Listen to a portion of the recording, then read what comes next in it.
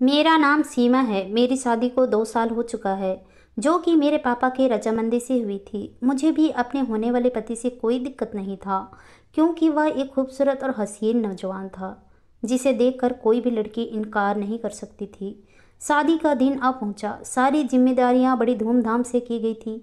मेरा ससुराली खानदान एक ऐसा खानदान था जिसके ख्वाब हर लड़की देखती है। उनका घर महल जैसे, घर, नौकर चाकर, गाड़ियाँ, जिंदगी की सारी सहूलियत वहाँ मौजूद थी। शादी वाले दिन मैं थोड़ी सी घबराहट का शिकार थी, शायद कि हर लड़की की उस दिन यही महसूस करती है। मैं नमन के घर अपना पहला कदम रख चुकी थी। उसकी मम्मी मुझे बड़े नाजों से बहू बनाकर लाई। मेरे ससुराल में मेरी सास ससुर के साथ मेरी एक ननद भी थी, जो कि शादीशुदा थी। यानी मेरा ससुराल कोई लंबा चौड़ा नहीं था। मैं अपने कमरे की खूबसूरती और उसकी सजावट देखकर हैरान रह गई। जैसे मैं तैयार थी वैसे ही कमरे को भी सजाया गया था। मुझे अपने पति का इंतजार करना था। मुझे बेड पर बिठा दिया गया। सब लोग कमरे से बाहर जा चुके थे। नमन कमरे में दाखिल हुआ और वह मेरे करीब बढ़ा। मैं घूंघट ओढ़ी बैठी थी। उसने पहले मुझे मुंह दिखाई में गोल्ड की रिंग दी और उसके बाद मेरा घूंघट उठाया। पहले तो मुझे गौर से देखता रहा, मगर उन नज़रों में कुछ अजीब सा था, कुछ ऐसा जो मुझे बेचैन कर रहा था। चंद मिनट के बाद उसने कहा, सीमा, तुम मुझसे ज़्यादा सुंदर नहीं हो। आप ऐसा क्यों कह रहे हैं? कहने लगा, मुझे तुम में कोई दिलचस्पी नहीं है। मुझसे किसी किस्म की मोहब्बत की उम्मीद मत रखना। मैं हैरान रह गई थी। फिर उसने एकदम से मेरा दुपट्टा उतारा और अपने सर के ऊपर ओढ़ ली। यह देखो, मैं इस दुपट्टे में तुमसे ज़्यादा हसीन लग रहा हूँ। मगर मुझ में उसे देखने की हिम्मत कहाँ थी। वह दोबारा मेरे करीब आ गया और कहा, यह बात इस कमरे से बाहर नहीं जानी चाहिए, वरना तुम जानती हो मैं तुम्हारे साथ क्या कर सकता हूँ। इसलिए बेहतर होगा कि इस राज को सीने में हमेशा के लिए दफन कर दो। मेरे माँ बाप की अपने माँ बाप की तरह सेवा करना। मेरे मामले में दखल अंदाजी करने की कोशिश भी मत करना। तुम्हें इस घर में किसी चीज़ की कमी नहीं होगी। उसकी बातें सुनकर मेरी आंखों में आंसुओं से भर गई, मगर मैंने जुबान पर चुप का ताला लगा दिया। वो यह पूछते हुए मेरे पास से उठ गया कि तुम्हारी लाल लिपस्टिक कहाँ है? मेरे इशारे करने पर वह दराज से लाल लिपस्टिक निकाल कर लगाने लगा। मैं बेजान कदमों के साथ उठी और ड्रेसिंग रूम में जाकर कपड़े बदले। मैं वापस आकर लेट गई। मेरे लेटते ही नमन ने कहा, यह तुम्हारा बेड नहीं है, क्योंकि मैं किसी औरत को यहाँ बर्दाश्त नहीं कर सकता। मैंने तकिया उठाया और सोफे पर जाकर बैठ गई। मगर वह रात जैसे पहाड़ जैसी थी। मैं एक नामर्द इंसान की बीवी थी। यह ख्याल आते ही मुझे कुछ होने लगता। मेरे देखते ही देखते वह औरत की तरह तैयार हुआ, अपना रेशमी कपड़ा पहना, साथ ही मेरा लाल दुपट्टा ओढ़ लिया और बेड पर लेट गया। थोड़ी देर बाद जब मैंने देखा तो वह सो चुका था। मेरी रात आंखों में ही कट गई। नींद आने की लगी थी कि कुछ देर बाद सुबह हो गई। इतने में नमन जाग गया। जागते ही उसने मुझसे पहला सवाल यही किया, तुमने मेरे कपड़े नहीं निकाले? उसे कोई ख्याल नहीं था कि मैं उनकी नई नवेली दुल्हन हूँ। खैर, मैं फ़ौरन उठी और अलमारी में से उसके कपड़े देखने लगी और कपड़े देने लगी। उसने एक सवाल किया, आज तो हमें रिसेप्शन में बैठना है। उसने कहा, मेरे ऑफिस में शादी से ज़्यादा ज़रूरी काम है। आइंदा मुझसे सवाल जवाब मत करना। मेरी चीज़ें मुझे हमेशा वक्त पर चाहिए। फिर वह ऑफिस चला गया और शाम को रिसेप्शन के लिए मुझे तैयार करवाया गया। मगर मेरे दिल को किसी भी बनाव श्रृंगार में दिलचस्पी नहीं रही थी। जब मुझे स्टेज पर बिठाया गया तो वो वहाँ पहले से मौजूद था। बड़े प्यार से उसने मेरा हाथ थामकर मुझे अपने साथ बिठाया, जो कि मेरे लिए बड़ा हैरत की बात थी। लोगों का भीड़ लगा हुआ था। सब लोग आकर बारी बारी मिल रहे थे। उसके दोस्त, रिश्तेदार और तकरीबन सभी से मुलाकात हुई। थोड़ी देर के बाद एक अजनबी चेहरा नमन के पास आया और उसे गले लगाया, साथ ही मुझे भी प्रणाम किया। नमन ने मुझे बताया कि यह भी उसका दोस्त है। उसने शादी का तोहफा मेरे हाथ में दिया और नमन से नजरें बचाते हुए धीमी आवाज़ में कह दिया कि भाभी, यह तोहफा अकेले बैठकर देखिएगा। मुझे यह सब अजीब सा लगा था।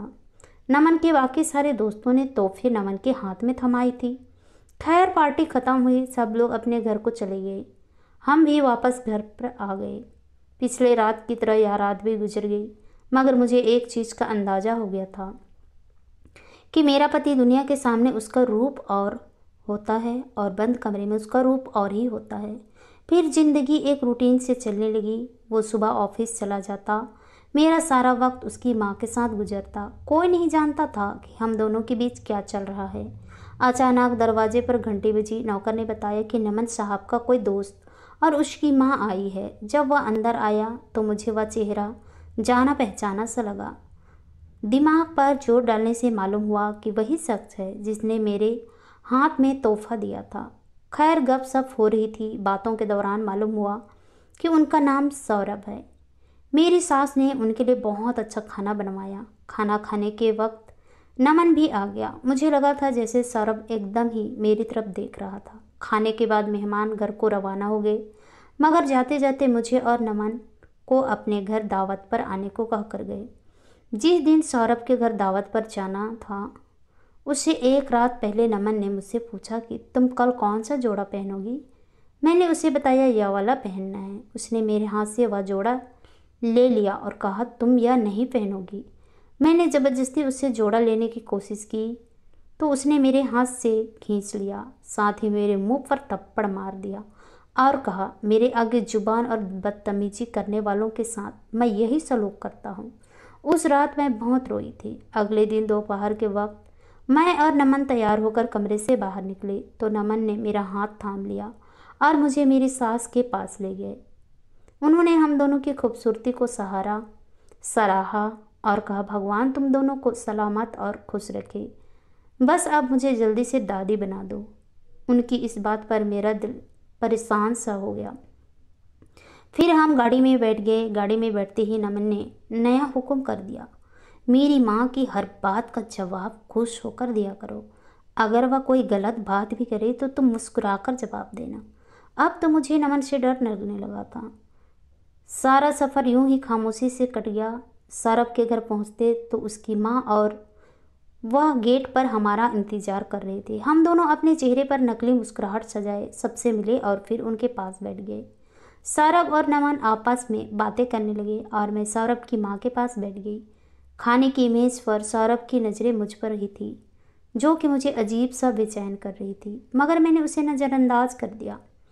एक दो बार बहाने बहाने से उसने मुझसे बात करने की कोशिश भी की, जिसका मैंने सरसरी सा जवाब दिया था। दावत ख़त्म हुई तो हम दोनों घर आ गए। अगले रोज़ मेरी सास ने मुझे कहा चलो कुछ ख़रीदारी करने चलते हैं। मैं उनके साथ चल पड़ी, मगर मुझे हल्का हल्का बुखार था। पहले हमने कुछ कपड़े खरीदे, फिर जूतों की दुकान पर गए। जब हम वहाँ से निकल रहे थे तो हमें सौरभ नजर आया। उसने भी हमें देख लिया था, इसलिए वह हमारी तरफ आ गया और प्रणाम करके हाल पूछने लगा। फिर अचानक उसने मुझे देखा और कहा आपकी तबीयत ठीक नहीं लग रही है। मैंने कहा नहीं मैं ठीक हूँ। खैर इस बातचीत के बाद हम लोग घर आ गए। सौरभ की निगाहें मुझे बेचैन कर रही थी, मगर मेरे जहन में एक ही बात चल रही थी, जो चीज़ मेरी सास समझ पाई कि मैं उदास हूँ या मेरी तबीयत खराब है, या तो सौरभ एक नज़र में जान गया था। खैर मैंने इस ख्याल को दिमाग से झटका और अपने रोज़ दिन के कामों में लग गई। एक दिन अचानक सास की तबीयत खराब हो गई। घर पर कोई नहीं था। बात नौकरों की बस से बाहर थी। उस वक्त किसी समझदार आदमी की ज़रूरत थी। मेरा पति नमन और मेरे कॉल नहीं उठा रहे थे। मैंने घर में मौजूद नंबरों वाली डायरी निकाली। उस पर सबसे पहले सौरभ का नंबर लिखा हुआ था। मैंने उसे अस्पताल बुलाया, साथ में सास को लेकर अस्पताल पहुंच गई। सास का ब्लड प्रेशर बहुत हाई था, इसी वजह से उसकी तबीयत काफ़ी ख़राब हो गई थी। मैं और सौरभ हम खड़े थे। मैं रो रही थी क्योंकि इस घर में वही मेरा सहारा था। सौरभ मेरे पास आया और मुझे तसल्ली दी, लेकिन उसके बाद एकदम नरम थे। उसने मुझे चुप करवाया तो मेरे आंसू थम गए। फिर वह मेरे लिए पानी लेकर आया। पानी पकड़ाते हुए उसका हाथ मेरे हाथ से जरा सा टकराया तो उसने फ़ौरन कहा अरे आपको तो तेज़ बुखार है, मुझे लगता है आप अपना ख्याल बिल्कुल नहीं रखती। वह मुझे समझाने लगा। उसकी फिक्र दिल में मुझे अच्छी लगने लगी थी। थोड़ी देर बाद डॉक्टर ने आकर बताया कि मेरी सास को होश में आ गई है, हम उनसे मिल सकते हैं, रात को उन्हें घर भी लेकर जा सकते हैं। मैंने सौरभ का भी शुक्रिया किया, जिसकी वजह से हम वक्त पर अस्पताल पहुंच गए थे। सास अब बिल्कुल ठीक थी। थोड़ी देर बाद नमन और मेरे ससुर भी आ गए। शाम को हम सब सास को घर वापस ले आए थे। सौरभ ने रात का खाना हमारे साथ खाया। 10 बजे के करीब वो अपने घर चला गया, मगर जाते जाते चुपके से एक बार मुझे मेरा ख्याल रखने की बात कहकर गया। सौरभ के जाने के बाद सास ने मुझे और नमन को अपने कमरे में बुलाया और कहा कि अब मेरी ज़िंदगी का कोई भरोसा नहीं है। मैं अपने पोते पोतियाँ देखना चाहती हूँ। मुझे दादी बना दो ताकि दोबारा ज़िंदगी की तरफ लौट आऊँ। मैंने उनकी बात पर मुस्कुराकर कहा, माँ आपको ऊपर वाला बहुत जल्द खुशखबरी देंगे। सास भी यह सुनकर मुस्कुरा दी। दूसरी तरफ नमन को मेरा सौरभ से बात करना बिल्कुल पसंद नहीं आया था। कमरे में आने के बाद उसने मेरा बाजू पूरी तरह से मरोड़ा और मुझे कहा, आइंदा सौरभ से दूर रहना वरना तुम्हारे लिए अच्छा नहीं होगा। उस वक्त तो मुझे कुछ समझ नहीं आई कि इतनी बात करने पर इसमें क्या बुराई है। उस वक्त मुझे तेज बुखार भी हो रहा था। खैर मैं इस बात का नज़रअंदाज करके सो गई। अगले दिन सौरभ की कॉल मेरे नंबर पर आई। मैं हैरान हुई। फिर मैंने कॉल उठाई। सौरभ कह रहा था, मैंने आपका हाल पूछने के लिए फ़ोन किया था। कल आपको बहुत तेज़ बुखार था। मुझे आपकी फ़िक्र हो रही थी। अब आपकी तबीयत तो ठीक है। मैं जानबूझकर अनजान बन गई और पूछा, आप मेरे बारे में इतनी फ़िक्रमंद क्यों करते हैं? उसने बड़ी दिल लगी से जवाब दिया, कुछ बातें राज ही रहे तो अच्छा है। खैर हाल चाल पूछने के बाद मैंने रख दिया। 2-3 दिन बाद सौरभ ने मुझे दोबारा कॉल की और कहा कि आपसे बहुत ज़रूरी बात करनी है। अगर आप मुझसे बाहर मिलेंगी तो बात अच्छे से होगी। फिर सौरभ ने मुझे याद दिलाया कि रिसेप्शन वाले दिन उसने मुझे एक गिफ्ट दिया था। मैंने उसे बताया कि वह मैंने अभी तक खोलकर नहीं देखा, मगर अब ज़रूर खोलकर देखूंगी। सौरभ एक बार फिर बाहर मिलने को कहा। मैंने भी उसका दिल रखने के लिए हामी भर ली, मगर मेरा कोई इरादा नहीं था कि मैं इस तरह सौरभ से जाकर मिलूं। अगले दिन नमन के जाने के बाद मैंने कमरा बंद किया और सौरभ का दिया हुआ गिफ्ट खोलकर देखा, जिसमें मेरे लिए बहुत ही खूबसूरत सी चूड़ियाँ थी और साथ में एक लेटर भी था, जिसे पढ़ने के बाद मैं अपने होशो हवास खो बैठी थी। मेरी आंखों से एकदम आंसू बह रहे थे। यह आंसू सौरभ की वजह से नहीं बह रहे थे, बल्कि मैं तो अपनी किस्मत पर रो रही थी। और अब मैं इरादा किया था कि मैं सौरभ से मिलने ज़रूर जाऊंगी। मैं उसी दिन सौरभ से मिलने चली गई। रोने की वजह से मेरी आंखें सूजी हुई थी। सौरभ ने मुझे देखते ही कहा, आपकी आंखों को क्या हुआ है? मैंने कहा, कुछ नहीं। कहने लगा, जिसका पति उसे प्यार नहीं दे सकते उन बीवियों की आंखें ऐसी ही होती है। पहले तो मैं उसकी बात पर चौंक गई, मगर फिर उसने कहा, हैरान ना हो, मैं सब कुछ जानता हूँ। नमन आपकी मोहब्बत के काबिल नहीं है, क्योंकि वह तो शादी जैसे रिश्तों के लायक भी नहीं है। मैंने कहा, नहीं, आप गलत समझ रहे हैं, ऐसी कोई बात नहीं। कहने लगा, आपको तो झूठ बोलना भी नहीं आता। मैंने कहा, आपको यह सब कैसे मालूम? कहने लगा, यह सब तो मैं बहुत पहले से जानता हूँ, तब से जब नमन ने कॉलेज में मेरे साथ बदतमीजी की थी और मैंने उसे माफ़ कर दिया। मगर मैं उसे आपके साथ ऐसा नहीं करने दूंगा, क्योंकि मैं आपको पसंद करता हूँ। वह आपके काबिल नहीं है। एक दिन आप उसे छोड़ देंगी, मैं आपको दुनिया की हर खुशी दूंगा। उसकी बातें मुझे किसी ख्वाब जैसी लग रही थी, मगर मैं उन्हें हकीकत नहीं बताना चाहती थी। साथ ही मुझे नमन की भी वो धमकी भी याद आ गई, जब उसने मुझे सौरभ से बात करने से सख्ती से रोका था। मुझे नमन के इस कदर भड़कने की वजह मालूम हो गई थी, क्योंकि शादी की रात वाली हरकत की वजह से मेरे दिल में उसकी कोई इज्जत बाकी नहीं रही थी।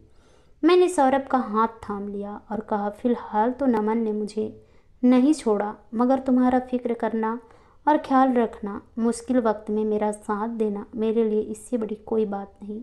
मुश्किल वक्त में तुम्हारा साथ देने से मेरा हौसला बढ़ गया है। खैर काफ़ी प्यार मोहब्बत की बातें होती रही। घर आकर भी उसका ख्याल मेरे चेहरे पर मुस्कुराहट ले आता। जब नमन का लड़ना झगड़ना अब कुछ भी महसूस न होता। शादी को साल होने वाला था। मैं और नमन किसी पार्टी में जाते तो लोग पहले बच्चे का सवाल पूछते, जिसे सुनकर मुझे बिल्कुल बुरा न लगता, क्योंकि बच्चे का सुनकर उसे अपनी ही कमजोरी महसूस होता था। अब बस मुझे नमन की मोहब्बत की भी परवाह नहीं थी। अब जब भी मौका मिलता मैं सौरभ से मिलने चली जाती। करीब 6 माह ऐसे ही चलता रहा। एक दिन अचानक मेरी तबीयत खराब हो गई। नमन घर पर था। मैंने नमन को कहा कि मुझे डॉक्टर के पास ले चलो। डॉक्टर ने चेकअप के बाद नमन को कहा कि वह बाप बनने वाला है। मैं तो एकदम चौंक गई। नमन मुस्कुराया और डॉक्टर से सावधानी वगैरह पूछने लगा। अस्पताल से निकलने के बाद हम गाड़ी में बैठ गए। मेरे दिल की धड़कन बहुत तेज हो रही थी। नमन बिल्कुल खामोश था। घर आते ही उसने सबको बता दिया कि मैं माँ बनने वाली हूँ। सब यही समझ रही थी कि मैं नमन के बच्चे की माँ बनने वाली हूँ। सब खुश थे। यह कहकर नमन कमरे से चला गया। मैं भी उसके पीछे कमरे तक आ गई। मुझे देखते ही नमन मुस्कुराने लगा और बोला, चलो आज यह दिक्कत भी हल हो गया। अब कोई मुझसे सवाल नहीं करेगा और ना ही कोई मेरी मर्दानगी पर शक करेगा। मैं उसकी बात सुनकर परेशान हो गई, लेकिन फिर उसके अगले सवाल ने मुझे और परेशान कर दिया। कहने लगा, अच्छा यह तो बताओ यह बच्चा किसका है? पहले तो मैं चुप रही, फिर मैंने डरते डरते जवाब दिया, यह बच्चा सौरभ का है। यह सुनते ही उसका दिमाग चकरा गया। कहने लगा, यह क्या बकवास कर रही हो? सौरभ सिर्फ मेरा है, तुम्हें उसके बच्चे को गिराना होगा। मैं उसकी इस बात के लिए बिल्कुल तैयार नहीं थी। मैंने कहा, मैं ऐसा हरगिज नहीं करूँगी। उसने मुझ पर बहुत गुस्सा किया। उसके रवैये पर मैं हैरान हो गई। मैंने उस वक्त खामोश रहना ठीक समझा। उसके बाद रात हो गई। मैं अपने बच्चे को बचाने की तरकीबें सोचती रही। रात के 2 बजे का वक्त था। जब नमन सोया हुआ था, मेरे दिमाग में तरकीब आई कि मैं यहाँ से भाग जाऊँ। शायद यही सही हल है, क्योंकि बच्चे को इससे बचाने के लिए मैं और कुछ नहीं कर सकती थी। सुबह होती ही नमन मुझे ज़बरदस्ती डॉक्टर के पास ले जाता और मेरा ऑपरेशन करवा देता।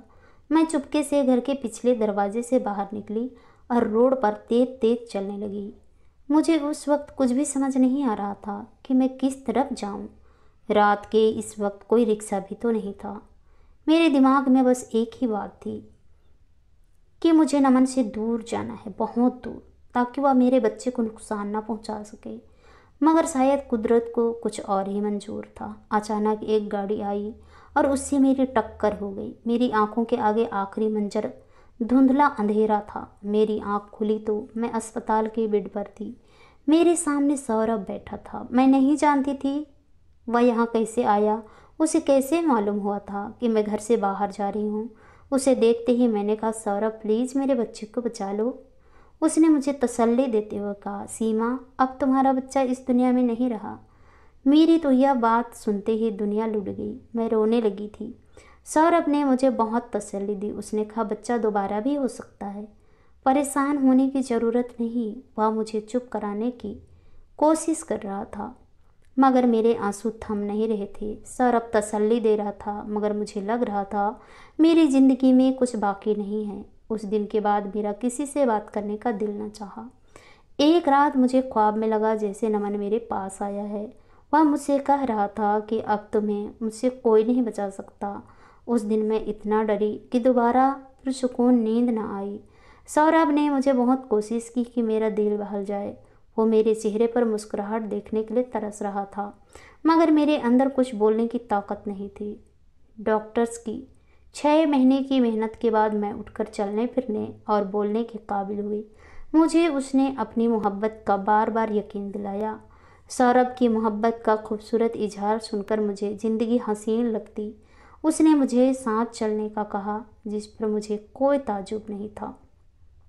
मैंने उसे कहा, तुम्हारे घर वाले नहीं मानेंगे, मगर उसने मुझे यह खुशखबरी सुनाकर एक बार फिर ज़िंदगी की उम्मीद दे दी कि वह अपने घर वालों को पहले ही मना चुका है। उसके साथ मुझे बिल्कुल रानी वाला एहसास हुआ। मैंने नमन के तलाक का मुकदमा चला दिया। बहुत जल्दी हमारी तलाक हो गई। उसके साथ ही सौरभ ने मुझसे शादी कर लिया। शुरू में सौरभ की माँ का रवैया मेरे साथ जरा सख्त था, जिसकी बड़ी वजह यह थी कि वह मेरी सास की बेहतरीन दोस्त रह चुकी थी। मगर सौरभ की मोहब्बत उस सख्ती से कई गुना बढ़कर थी। धीरे धीरे आंटी ने मुझे पसंद करना शुरू कर दिया। उन्होंने मुझे दिल से स्वीकार कर लिया। अब मैं दोबारा माँ बनने वाली हूँ। आज सौरभ और मैं अपने किए गुनाह की भी ऊपर वाले से माफ़ी मांगते हैं। बेशक वह माफ़ कर देंगे। उन्होंने जो गिफ्ट मुझे दिया था उसमें भी यही लिखा था कि तुम्हारा पति नमन शादी के लायक नहीं है। तुम उसके साथ कभी भी खुश नहीं रह सकोगी। तुम मुझे पहली ही नज़र में बहुत अच्छी लगी हो। मैं चाहता हूँ कि तुम अपने पति को छोड़कर मुझसे शादी कर लो। अगर मैं उस वक्त सौरभ का कहना मान लेती तो हम दोनों से इतना बड़ा गुनाह कभी ना होता। हम ऊपर वाले से अपने गुनाह की माफ़ी मांगते हैं। मेरी ज़िंदगी सौरभ के साथ बहुत ही अच्छी गुजर रही है। सौरभ मेरा अपनी जान से ज़्यादा ख्याल रखता है। आशा करती हूँ दोस्तों आप लोगों को ये कहानी पसंद आई होगी। कहानी पसंद आई तो कहानी को लाइक कीजिए, शेयर कीजिए, कमेंट कीजिए और ऐसी ही कहानी सुनने के लिए प्लीज़ हमारे चैनल को सब्सक्राइब जरूर कीजिए। तो चलिए दोस्तों, मिलते हैं नेक्स्ट किसी नई कहानी के साथ। तब तक के लिए बाय बाय, अपना ख्याल रखिए।